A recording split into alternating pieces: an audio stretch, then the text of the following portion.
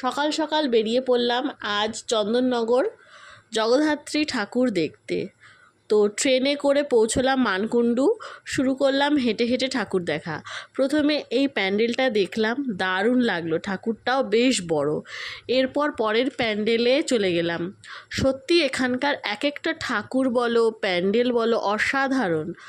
সত্যি প্যান্ডেলের কাজ, এত বড় প্রতিমা অভাবনীয়। প্যান্ডেল দেখতে দেখতে সোজা চলে গেলাম এখানকার বিখ্যাত সূর্যমোদকের জল ভরা তালশাঁস নিতে। মিষ্টি নেব না তা কখনো হয়? কত রকমের সুন্দর সুন্দর মিষ্টি, দেখলে জিভে জল আসে। তো চলে গেলাম বিখ্যাত এরপর বাগবাজারের ঠাকুর দেখতে। এত সুন্দর প্রতিমা দর্শন, কী যে ভালো লাগছে।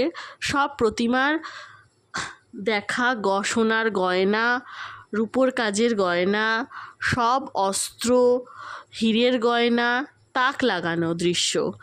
ঠাকুর দেখা শেষ করে বাড়ি ফিরে এলাম।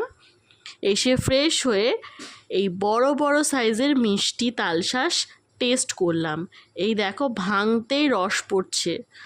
তো আজকের মতো ভিডিওটা এই পর্যন্তই। তো ভিডিওটা ভালো লাগলে লাইক করবেন, সাবস্ক্রাইব করবেন।